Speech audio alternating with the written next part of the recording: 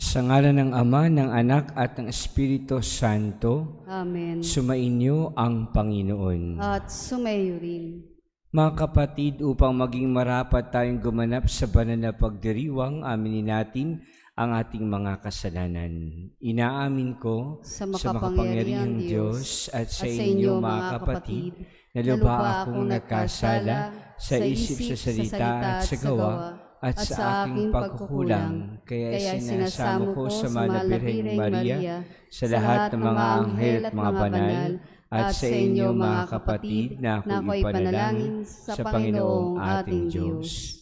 Kaawaan tayo ng makapangyarihang Diyos, patawarin sa ating mga kasalanan at patnubayan sa buhay na walang hanggan. Amen. Panginoon, kaawaan mo kami. Panginoon, kaawaan mo kami. Kristo, kaawaan mo kami. Kristo, kaawaan mo kami. Panginoon, kaawaan mo kami. Panginoon, kaawaan mo kami.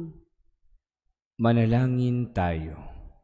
Ama naming makapangyarihan, ikaw ang nagdudulot ng tanang pagdamay at kasiyahan.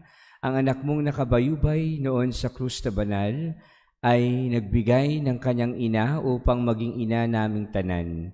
Ipagkaloob mong pakundangan sa inang mapagmahal na ang iyong sambayanan ay magalak araw-araw sa ibayong kabanalang kinakamit ng mga kaanib mong isinilang upang sa kakundungan nito ay maakit ang sangkatauhan.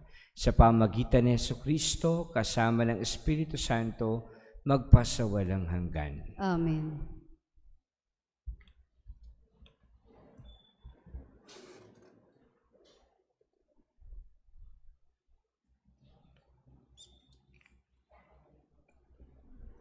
Ang salita ng Diyos mula sa aklat ng Henesis.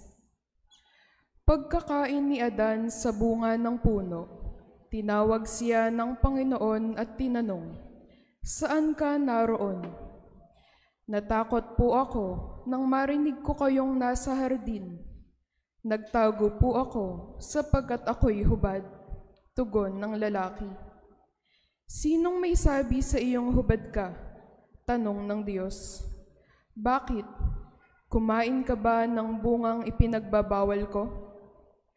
"Kasi pinakain po ako ng babaeng ibinigay ninyo sa akin," tugon ng lalaki. "Bakit mo naman ginawa iyon?" tanong ng Diyos sa babae. "Mangyari po'y nilinlang ako ng ahas, kaya ako natuksong kumain," tugon naman niya. At sinabi ng Panginoon sa ahas, "Sa iyong ginawa'y may parusang dapat, na tanging ikaw lang yaong magdaranas. Ikaw ay gagapang, ang hatol kong gawad, at alikabok ang pagkaing dapat. Kayo ng babae ay laging mag-aaway, binhimo't binhi niya ay laging maglalaban. Ito ang dudurog sa ulo mong iyan, at ang sakong niya'y ikaw ang tutuklaw." Eva ang itinawag ni Adan sa kanyang asawa, sapagkat ito ang ina ng sangkatauhan. Ang salita ng Diyos. Salamat sa Diyos.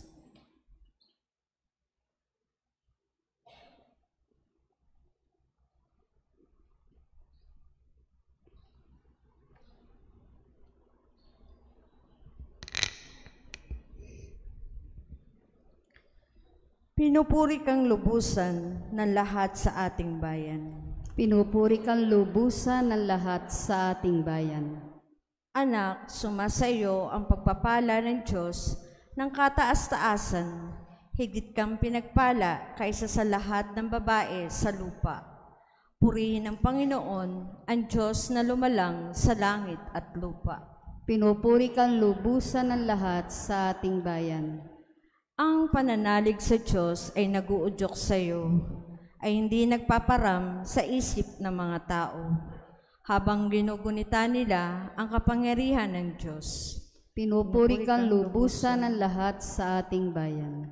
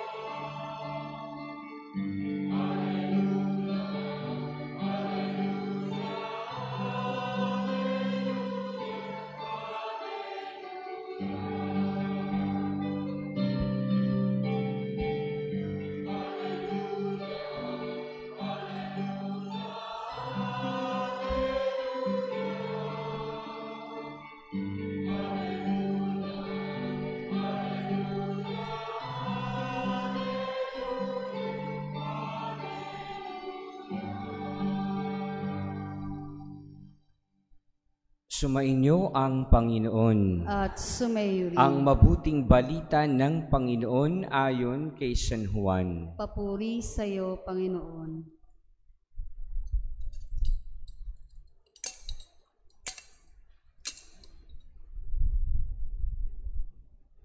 Nung panahong iyon, nakatayo sa tabi ng krus ni Jesus ang kanyang ina at ang kapatid na babae nitong si Maria, na asawa ni Cleopas. Naroon din si Maria Magdalena nang makita ni Jesus ang kanyang ina at ang minamahal niyang alagad sa tabi nito. Kanyang sinabi, "Ginang, narito ang iyong anak," at sinabi sa alagad, "Narito ang iyong ina." Mula noon siya'y pinatira ng alagad na ito sa kanyang bahay. Mga kapatid, ang mabuting balita ng Panginoon. Pinupuri ka namin, Panginoong Hesukristo.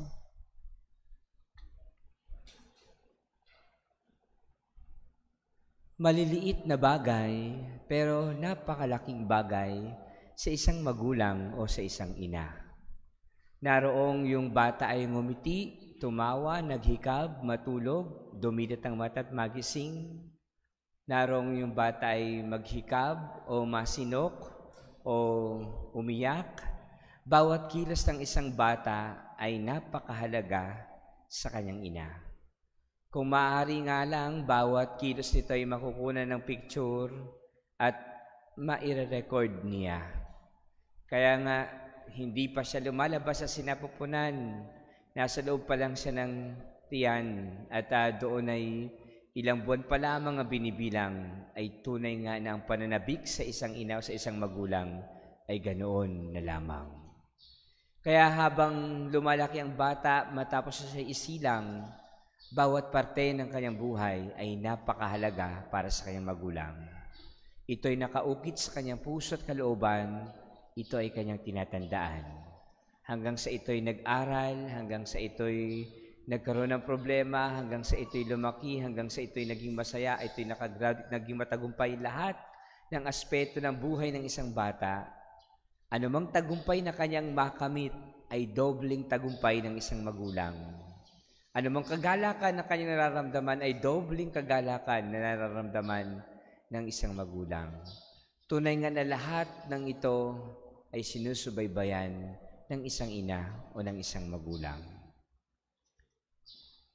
Ngunit sa ebanghelyo na ating napakinggan, ito yung tagpo ng ina na ni Jesus, ang mahal na Birheng Maria, nasa paanan ng krus. Tagpo na kung saan si Jesus ay nangihina, halos malagutan ng hininga, at doon sa krus ay nabayubay at halos mawala ng buhay. Pero ang ina, ang mahal na Birheng Maria, hindi siya iniwanan. Tagpo na kung saan ang isang ina ay nagbibigay sa kanya ng lakas ng loob upang mawala ang takot at pangamba. Ang isang inay naroon upang siya'y suportahan, upang siya'y damayan, upang siya'y samahan. Napakagandang larawan na ang isang magulang o isang ina hindi mawawala kahit kailan. Kahit na ano pa ang mangyari at kahit ano pang pagdaanan at harapin sa buhay ng isang anak.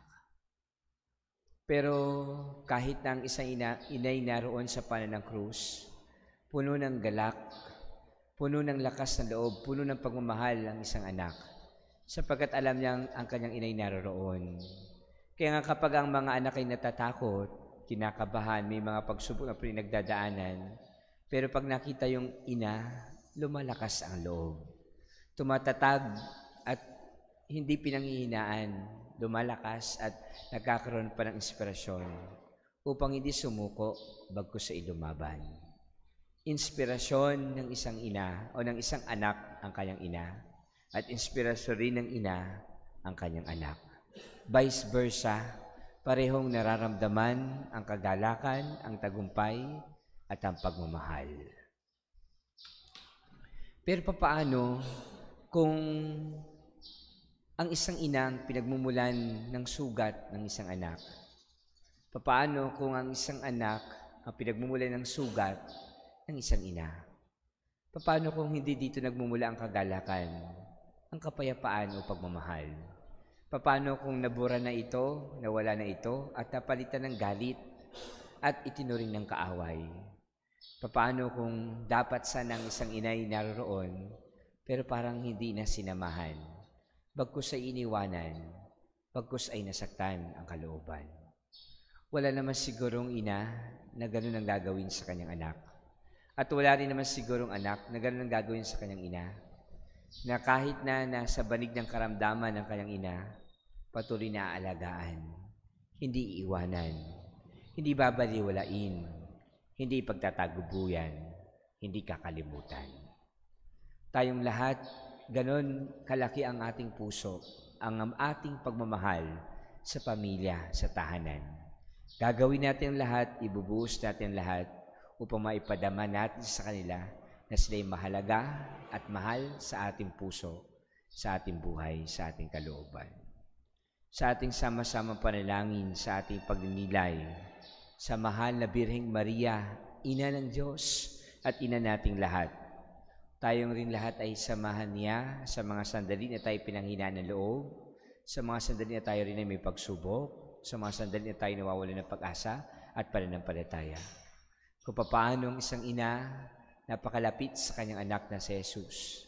Dumudulog tayo sa kanya at inilalapit natin sa mahal na ina ang ating mga kahilingan upang tayo tulungan ng kanyang anak na si Jesus, na siyang nakikinig, na siyang nagbibigay at nag-aalay rin ng kanyang buhay para sa ating lahat, para sa ikapagpapatawad ng kasalanan, para sa ating kaligtasan. Nawa sa gabi-gabi nating pagsisimba, sa ating pagdarasal, sa ating pag-aalay ng panalangin, ipinagpapasalamat natin sa Diyos na meron tayong mga ina, meron tayong mga nanay, meron tayong mga magulang na umaakay sa atin sa pananampalataya, nagtuturo sa atin kung paano magdasal, na inilalapit tayo sa Diyos, pinag-aalab sa atin ang kabutihan at kagandahang loob. Pag meron tayong pagkakamali, pinagsasabihan tayo, pinapagalitan tayo, sinisermonan tayo, itinutuwid tayo. Mga magulang na hindi hahayaan ng isang anak ay lumaki na mayroong kasamaan o kasalanan. Hindi pagtatakpan, hindi ito-tolerate yung kanyang pagiging masama sa kanyang buhay. Kung minsan may pumapalya siguro kasi ayaw isuko yung kanyang anak na nagkamali sapagkat ayaw niya itong masaktan. Pero ang tunay na pagmamahal, kahit na masaktan yung anak, gagawin pa rin niya yon sapagkat gusto niyang matuto at gusto niyang matuwid ang pagkakamali ng kanyang anak sa nagawang kasalanan. Kaya sa ating pagpapatuloy ng panalangin, dinggin ng Diyos ang ating mga dasal. Sa tulong ng mahal na Birheng Maria, sa tulong ng mahal na ina, tayong kanyang mga anak ay patuloy ring ituwid at itama kung meron tayong pagkakamali. Kung minsan tayo'y handa na masugatan, handa na madapa, handa na mauntog, handa na magising muli sa mabuti, sa tama, at sa banal. Amen.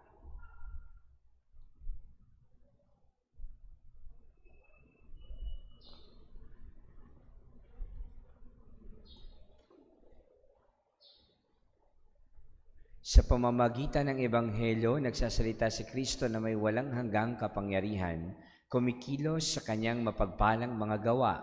Sa pamamagitan niya, manalangin tayo ng may pananalig, Panginoon, tulungan mo kami sa aming kahinaan. Panginoon, tulungan mo kami sa aming kahinaan.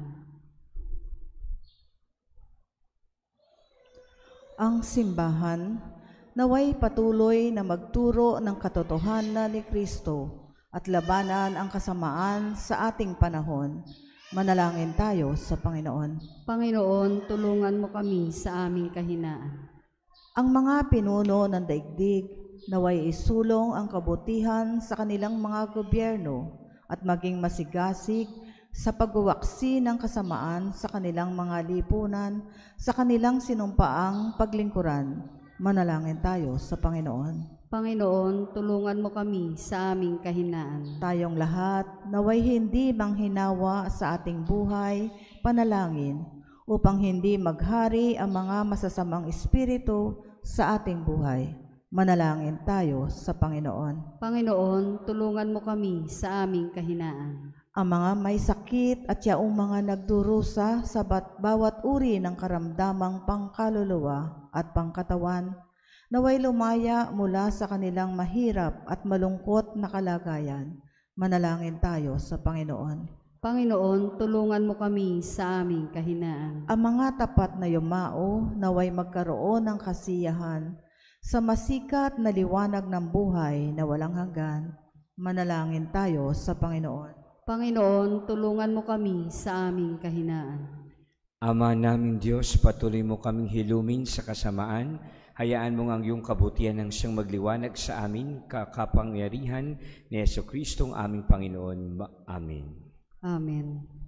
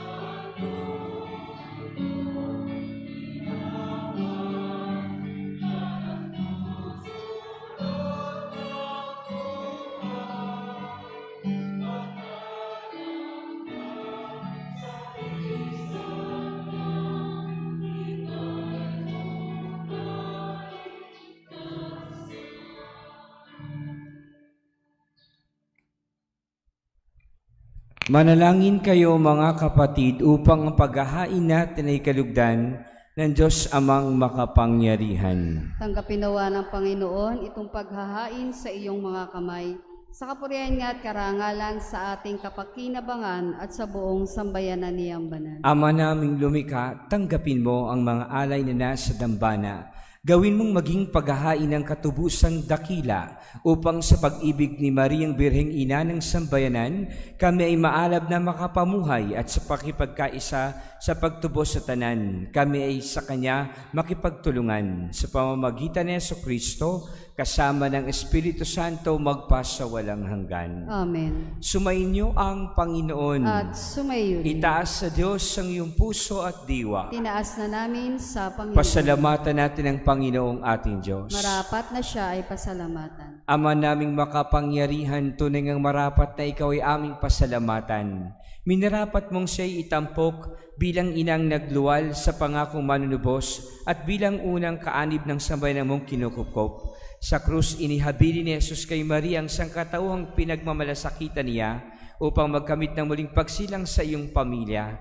Kapiling ang mga alagad na nilukuban ng Espiritu Santo, si Maria nagdarasal ay huwaran ng sambayanang dumalangin sa iyo. Niakyat mo si Maria sa langit, tanda ng sambayanan sa iyo'y sasapit. Kapag tinampok ng iyong anak ang daigdig, kaya kaisa ng mga anghel na nagsisiawit ng papuri sa iyo. Nang walang humpay sa kalangitan, kami nagbubunyi sa iyong kadakilaan.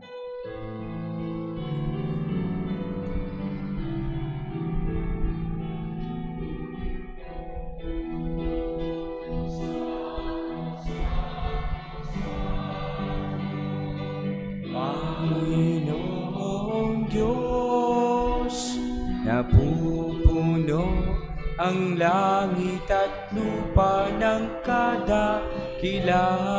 mo. Hosana, Hosana, Hosana sa kaitaasan. Hosana, Hosana, Hosana sa kaitaasan. Ang naparirito sa ngalan ng Panginoon. Hosana, Hosana, Hosana sa kaitaasan. Hosana, Hosana, Hosana sa kaitaasan. Ama naming banal, ikaw ang bukal ng tanang kabanalan, kaya't sa pamamagitan ng iyong Espiritu, gawin mong banal ang makaloob na ito upang para sa aming maging katawan at dugo ng aming Panginoong Jesucristo. Bago niya pinagtiis ang kusang loob na maging handog, hinawakan niya ang tinapay, pinasalamatan kanya, pinaghati-hati niya yun, inabot sa kanyang mga alagad at sinabi, tanggapin ninyong lahat ito at kanin, ito ang aking katawan na ihahandog para sa inyo.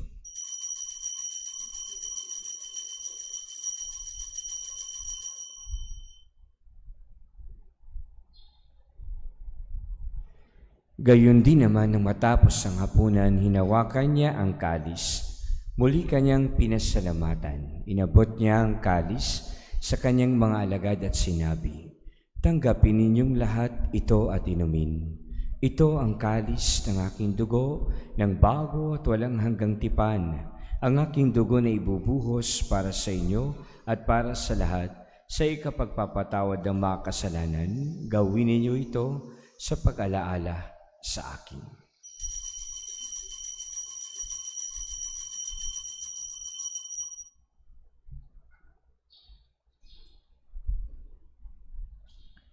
Ipagbunyi natin ang misteryo ng pananampalataya.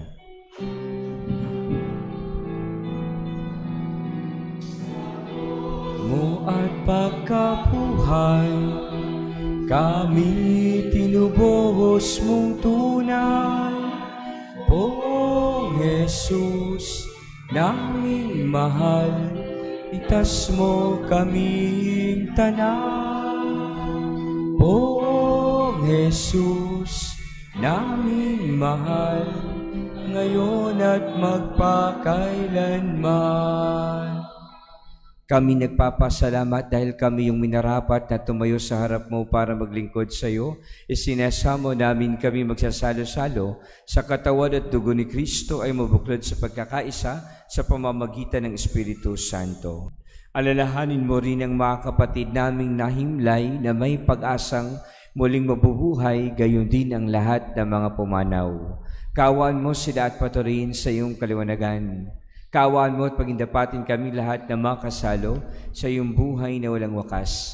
Kaisa ng mahal na Birheng Maria na Ina ng Diyos, kaisa ng mga apostol at lahat ng mga banal na namuhay dito sa daigdig ng kalugod-lugod sa iyo. Maipagdiwang nawa namin ang pagpupuri sa ikararangal mo sa pamamagitan ng iyong anak na aming Panginoong Hesu Kristo. Sa pamamagitan ni Kristo, kasama niya at sa Kanya, ang lahat ng parangal at papuri ay sa iyo, Diyos Amang makapangyarihan, kasama ng Espiritu Santo, magpasawalang hanggan.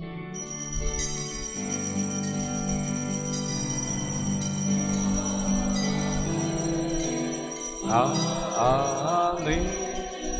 Amen.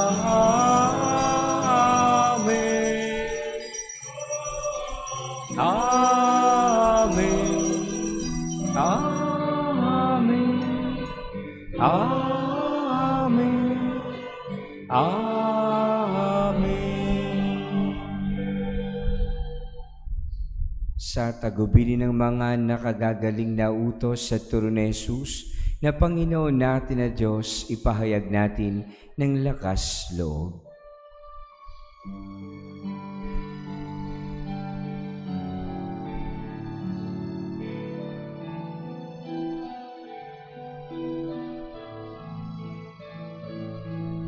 Ama namin, sumasalangit ka, sambahin ang ngalan mo, mapasa amin ang kaharian mo, sundin ang loob mo, dito sa lupa para lang sa langit. Bigyan mo po kami ngayon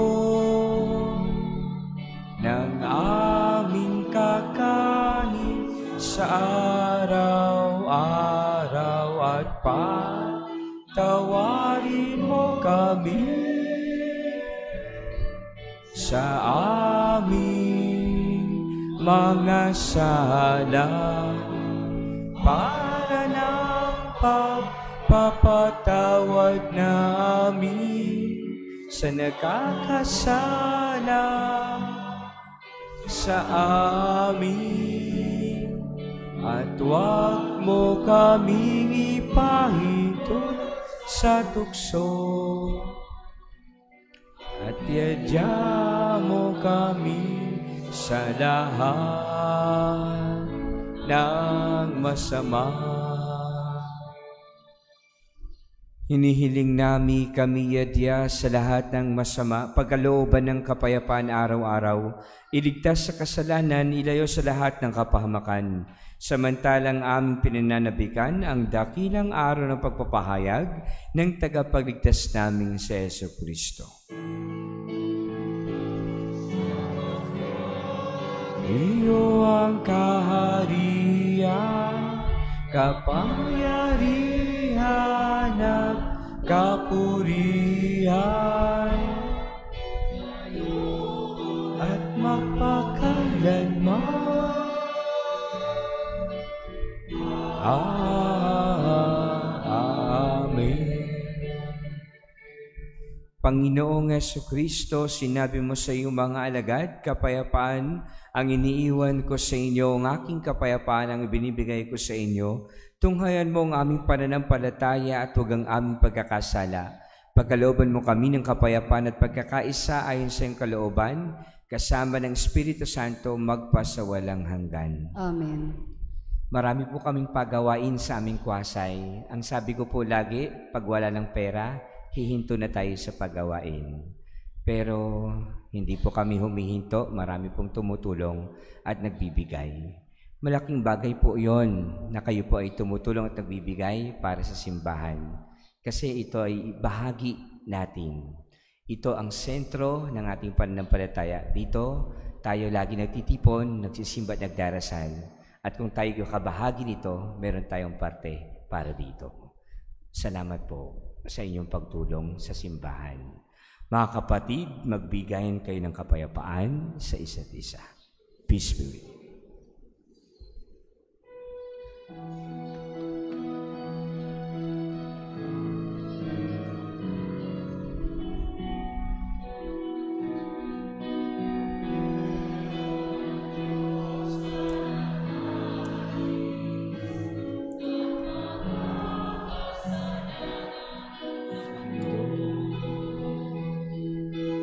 Maawa ka sa amin, Kordero ng Diyos, maawa ka.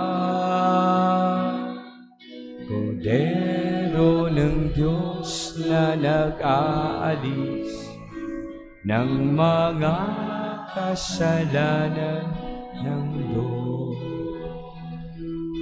Maawa ka sa amin, Kordero ng Diyos, maawa ka.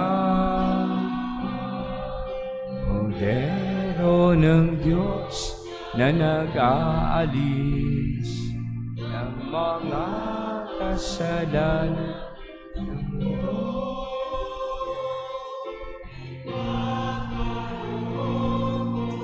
Sa amin ang kapayapaan.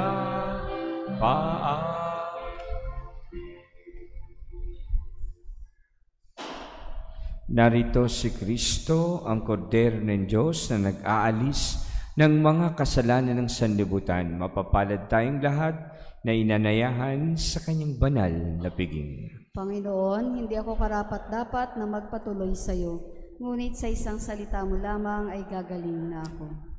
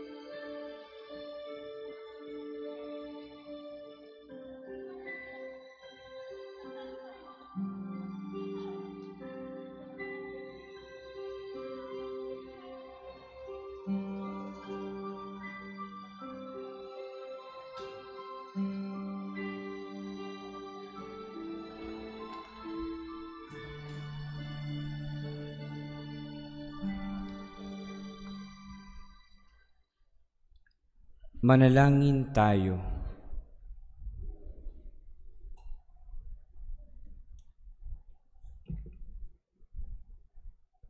Ama naming mapagmahal, kaming mga nakinabang sa dulot mong katubusan at buhay, ay dumadalangin sa tulong ng Mariang Ina at Birheng Banal. Ang mabuting balita ay maipalaganap sa tanan at ang Espiritu Santo ay lubos na manahan sa sanlibutan. Sa pamagitan ng Jesucristo, kasama ng Espiritu Santo, magpa sa walang hanggan. Amen.